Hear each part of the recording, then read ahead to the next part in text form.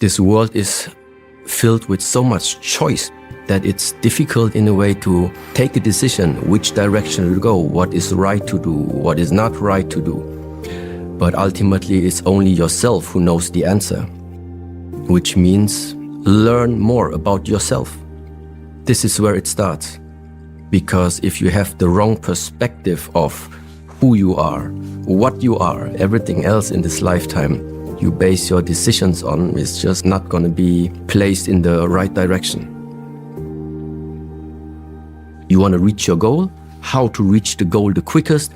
Be focused with your energy. Meaning, be focused with the mind. Don't lose the goal from the mind. Whatever you do from the moment of waking up until the evening, whatever you do, keep the goal in the mind. This is the quickest way of making this goal become real. The truth is, the lifetime of what you carry right now and what I carry right now, it's limited. And now just imagine you would be, let's say, the director of your own movie. Jump out of the body and watch yourself right now, and you are writing your story. How do you want to write the story? You want to feel uncomfortable, feel unsafe, feel unloved, feel just unsatisfied with the whole life, cry or anything like this? Or how do you imagine what is a really nice way of living for you the next 50 years? And based on that, purpose can be different. You say, I do like to travel. I do like to invest this lifetime in this body to have the feeling at least that I can contribute something to all the fellow brothers and sisters that are around there. It makes me I wake up, I like to do it, it gives me purpose. So it is something very, very personal. There is always the struggle between doing and being.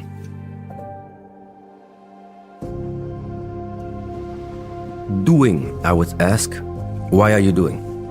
So why? Why do you want to go into action? Mostly, there is a goal.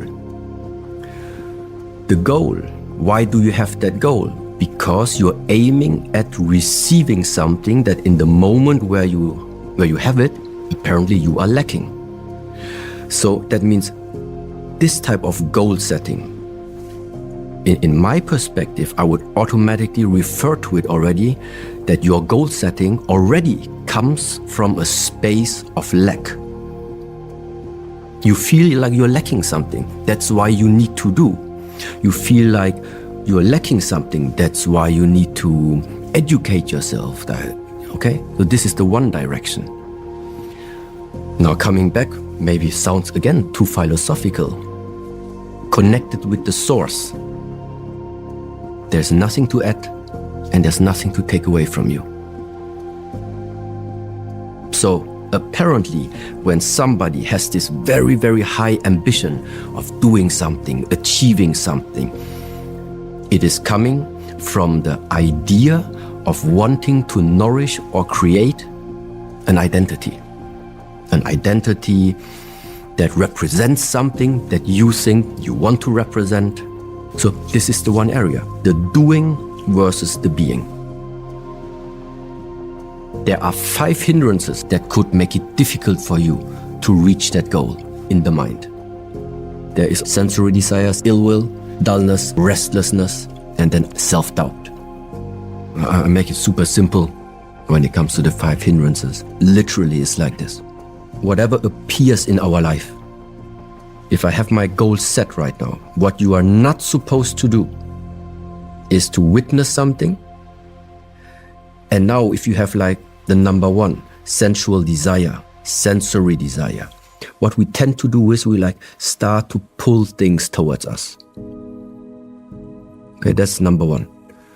The second thing, what not to do, this is what it all belongs to, that family of non-judgment, is when ill will, something appears in your life, something you witness, you meet a person you don't want to meet, you get a message, you don't want to read that message, whatever it is, and you try to avoid it by doing actions in order to push it away from you. So what it ultimately means is don't do any of them, because whatever you try to hold on to, the nature of thing is that this is happening. Swinging away. It's going to move away from you. And whatever you try to avoid and push away from you is just a question of time until it's going to move like pretty close towards you. Also in the way of how it's expressed, don't touch the water. If you don't want to have a life that is too shaky, don't touch the water. Because in the moment you touch, your touch is the initiation for the ripples to appear. Same way, you want to follow that goal. You want to have it easy along that goal. Don't touch any additional water along your goal. Don't touch it because you like something, and don't touch it because you dislike something. Because when you walk towards the goal and you do here and here and here, you're just gonna ripple your whole surroundings, which ultimately means your energy is being just drawn away from your initial goal. You don't like something and then you invest the energy there. You like something and it draws your energy back to there. Don't push, don't pull. Be very aware who are you letting into your circle, and ultimately rely on yourself, maintain the purity of your intention. How does it help people to know the hard stuff? Well, because I do think that it is symbolizing this way of life. It is symbolizing the patterns of what you are going to go through in this lifetime. Living this lifetime is not easy. The more wishes you have, the more difficult it becomes. The more ambitious you are, the more you will have to face. So, bottom line is, I do think that in the moment where you just on a regular basis put yourself consciously and willingly in different situations and circumstances that actually represent a little bit the structures of life. There are moments in this lifetime where you are going to be super tense. And then it's good to know already how does it feel and what is it that you can do. Well, to learn and release the tension. That's why releasing tension is also a big part of the exercises. The one thing is learning to release tension. The other thing is like when you are too sloppy, when you're too slacky, how to increase your tension, how to increase the energy level again for you to get back into structure again. So it's always this balance. And so you're almost training to do hard things because hard things are an inevitability of the life we live. In this training that I went through, for the moment, maybe take all the spiritual part out. Simply the Kung Fu training, the Shaolin Kung Fu training. There is a saying which is, Shaolin Kung Fu literally means walking through the valley of pain. So, what does it mean? When you are doing stretching, it's going to be painful. When you are doing strength training, it's going to be painful. When you do conditioning training, it's going to be painful. So the whole path on this martial art journey, it is just filled with working yourself up to the level of where it feels uncomfortable, getting some consistency into the practice until the point where that uncomfortable feeling just started disappearing. Why? Because somehow you broke that initial comfort zone. So, but then it doesn't end. No. Next level. It's not that I do not feel pain. I also feel pain. Maybe I feel it later. But the essential part is that my connection, my relation between the pain of the body towards what would it affect in the way of how I take my decisions, that is a different one. I feel the pain, but at the moment I feel the pain, but I see no necessity to still change something about my way right now. Why? Because I can take the pain. Whereas when you are not used to this pain, you feel it and then it tells you, let's say it's painful, the mind says, okay, it's not good. And so you directly change something. And this is just the difference. So it's not that I became numb. No, I just feel there is an additional layer that I can observe about myself. It is painful, but it's okay for right now. This is absolutely inner work. This has nothing to do with doing work out here. It's inner work. How does one begin the journey of doing that inner work?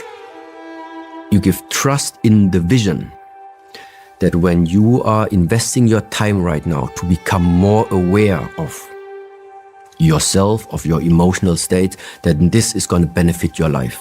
That's the starting point. You believe in it. You believe in it. So you don't do it because somebody tells you you're supposed to do it. You do it because you genuinely believe this is the way. Yeah, I want to know more about myself. I want to really understand what is it that I am made out of. You want to figure out, is there something inside of myself I tried to look away for many years, but I know it's still there and was afraid to look at it. All of these things. There's only one way to make yourself free. You need to become transparent. Yeah, if there are spots inside of ourselves where there's no light yet, it can't be. It can't be. Bringing light to everything that has been in the dark. This is another area of the path, which at some point everybody will face. Even though that this is now just like a saying, but just the idea. Whatever you're doing, whatever you're thinking, whether people are around you or you're alone, just imagine there is one who always sees what you're doing. So live your life based on that. It's the elevated version of you, but it's true. It's you and you. Once I've shone a light on that area of me, so I have greater awareness of its existence and it's now transparent, is it a case then of what is the work I then have to do to make a change in that context? So we're talking here about managing one's emotions and getting a grip of one's emotions so you can avoid being triggered or perpetrating the same patterns in your life that have led you to the same outcomes. First, you believe that it's possible to change. You gain a greater awareness of the parts of yourself that you've kept in the dark that you might want to change. And then what does one do from there? Let me put it like this. Whatever you are thinking, saying, or doing has a consequence. So this consequence that you have created or that you are intending to create, ask yourself, what is that consequence actually? Does it make yourself, does it make your being, your interaction with people, does it make it feel more light, more pleasurable, more enjoying, more free, more nourishing? Or is the result that you are about to create going in the other direction? Meaning you're nourishing conflict, you are nourishing aggression, feeling like you are carrying the suffering of the world on your shoulder, feeling like there's a burden on you, feeling like there's a stone on your heart, feeling like you're being put under pressure. See, all of these expressions have something to do with density, have something to do with pressure. Yeah, but then when we look at, no matter which tradition it is, Buddhism, enlightenment, freedom, liberation, elevation, no matter what it is. You see, it is just two forces in the world. Two forces in the world. One aiming for limitlessness, and the other one aiming for restricting and very clear boundaries. These are the two forces. So, and this is exactly now turning the view upon yourself. What are you made out of? Your patterns, the emotional states that follow you within a week. Within a week, looking back the last week, what was the most dominating emotion you felt inside yourself? Was it one that had the character of limiting yourself in a way? Or were you in an emotional state like through the week? It was light, it was cool, liberated, free, uplifting, joyful. Which of these? So, and this simply gives you exactly from what to what do I think you need to transform yourself if you want this.